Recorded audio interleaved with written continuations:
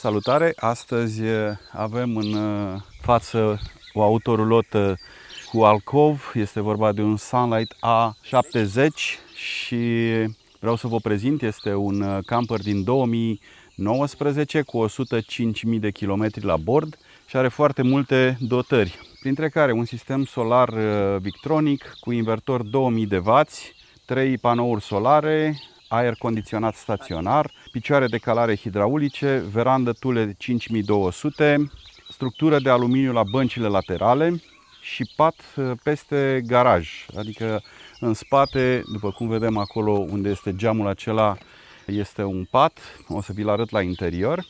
Are un aspirator central, supapă de golire și umplere electrice, adică e un pic diferit față de sistemul clasic de umplere a apei. Și aici în spate are o ladă posterioară suplimentară de 500 de litri. Haideți să ne uităm un pic mai detaliat și vreau să începem de aici din spate. Asta este lada suplimentară unde se pot pune mai multe bagaje. Ce vreau să vă spun, faptul că acest camper, o să-l vedeți și la interior, el este funcțional, adică nu este adus special pentru vânzare. Este al unei persoane fizice care vrea să-l schimbe cu ceva mai mic. Asta este un camper foarte bun și foarte util pentru o familie, de exemplu, cu 2 copii, 2-3 copii. Are patul din spate, cât și zona de alcov. Aici avem o scară de aluminiu cu care avem acces în sus pe acoperiș.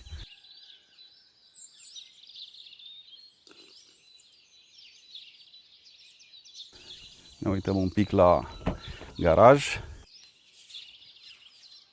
Și după cum vedem aici avem un sistem complet Victron.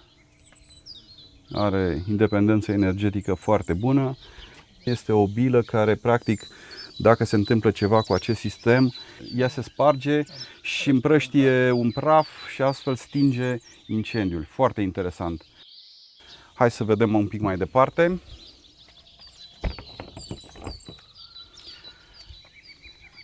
Aici este priza pentru dușul extern, caseta de toaletă cu sistemul SOG. Iar aici este o chestie foarte interesantă. O priză de apă în care se poate cupla furtun de la rețea, furtunul care există pe rola sau cu o pompă electrică care se alimentează din rulotă cu 12 V. Deci pe aici facem alimentarea cu apă. Cu apă proaspătă. Cu apă proaspătă, da. Foarte interesant. Mai departe avem aici două rezervoare. Avem aici și sistemul de adaptoare cuple pentru toată Europa. Este dotat inclusiv cu truma Duo Control, ceea ce e foarte ok, pentru că în momentul în care vrem să mergem prin Europa, putem să mergem cu ele deschise. Aici este priza de alimentare a acestor rezervoare. Ăsta se dă jos. Dacă vrem să schimbăm cumva rezervoarele, să punem altele, putem să deschidem aici și le schimbăm.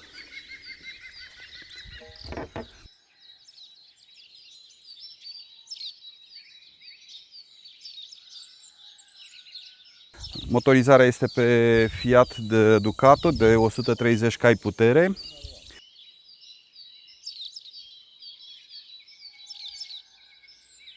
Aici vedem că avem și un sistem antifurt de la Fiamma.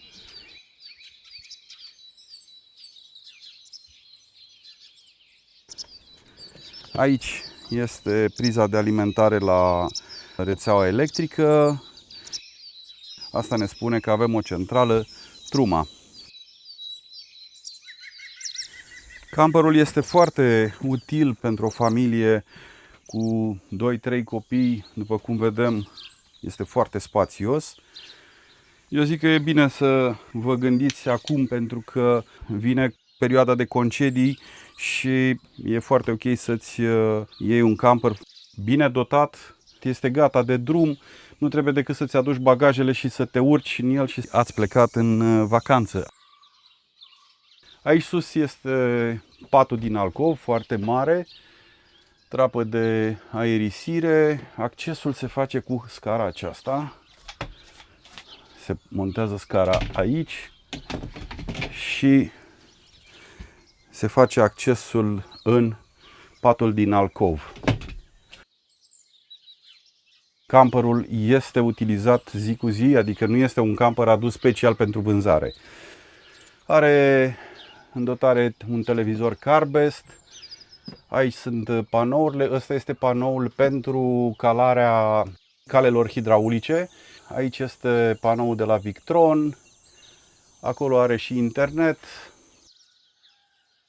Zona de bucătărie. Uite, un blat aici foarte mare, adică se poate găti foarte ok aici. Un aragaz de la Tedford cu 3 ochiuri. O chiuvetă destul de mare. E foarte încăpătoare. Aici este un blat de lucru. Eu o să vă arăt și ce defecte are pentru a vedea micile, hai să le spunem micile probleme, dar asta este pentru că este utilizat. Aici a fost lovit blatul, evident se poate repara foarte ușor, asta nu e o problemă.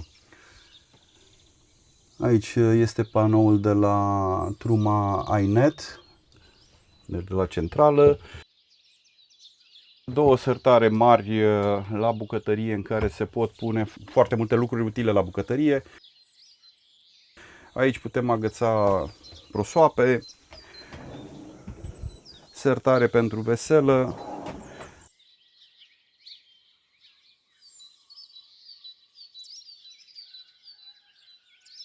Acum vedeți și sertarele pline, cum se utilizează, pentru că de multe ori când vă fac prezentări la autolote noi, acolo în general nu avem veselă, nu avem lucruri, dar ăsta îl vedeți exact cum este aranjat și după cum vedem încap foarte multe lucruri.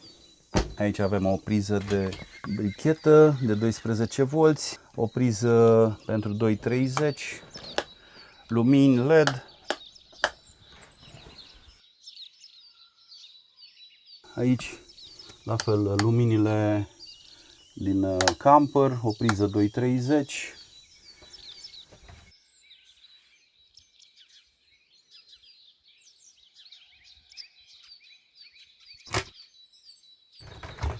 Congelatorul, frigiderul Tedford.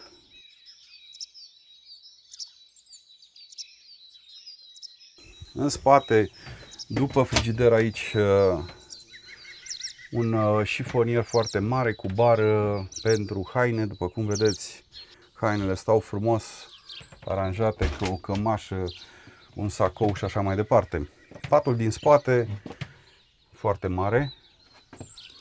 Avem aici o trapă de aerisire și acolo un geam pentru a admira priveliștea. Deasupra o policioară unde putem pune cărți sau telefonul la încărcat. 3 sertare mari.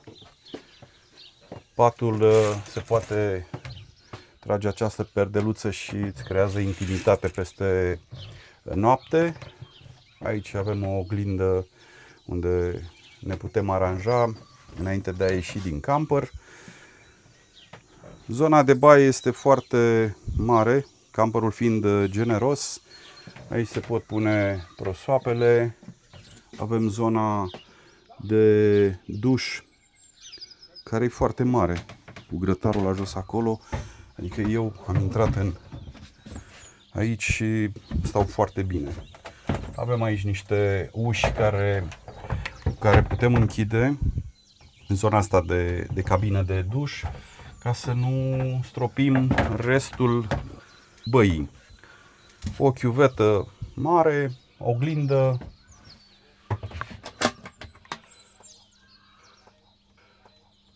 dulap unde putem pune tot ce ne trebuie pentru zona de baie, toaleta. Mie mi se pare o baie mare.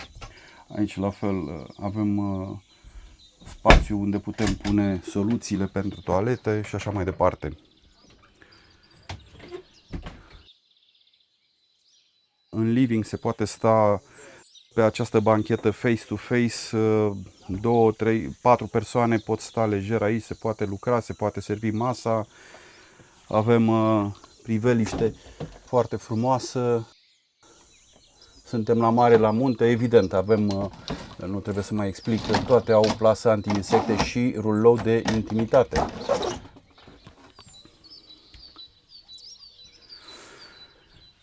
Acest model este pe motorizare de Fiat Ducato 2.3, 130 de cai putere, cutie manuală.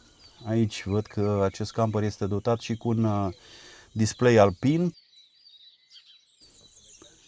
Aici avem perdeluța de intimitate. Seara când campăm, tragem aceste perdeluțe și practic ne creăm intimitate în interiorul camperului. Aici trebuie reparată asta e simplu de schimbat o plasă de genul ăsta. Aici este un aspirator. Cele două bănci, după cum vedeți, sunt întărite cu această structură metalică. Deci îi conferă o rezistență foarte, foarte bună, adică încerc să mișc un pic și nu se mișcă. Și aici este aspiratorul pentru camper. Foarte interesantă treaba asta.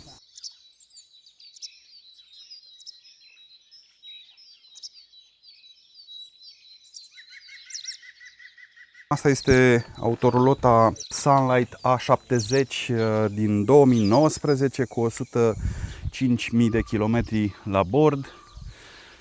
Cum este acum, de exemplu, soare, putem întinde veranda Thule 5200 cu care este dotat acest camper. Pentru achiziția acestei autorulote Sunlight A70, repet, are 105.000 de kilometri în bord, motorizare Fiat Ducato 2.3 cu 130 de cai putere. Prețul este între 45.000 și 55.000 de euro, în funcție de ce dotări veți dori să le aveți sau să nu le aveți, că se mai pot da jos de pe ele anumite opționale. Haideți să vă mai arăt ceva interesant. Acest camper este dotat cu picioare hidraulice, ceea ce vă ajută foarte mult la campare, în momentul în care terenul nu este perfect drept, se poate cala din aceste picioare hidraulice HPC Hydraulics.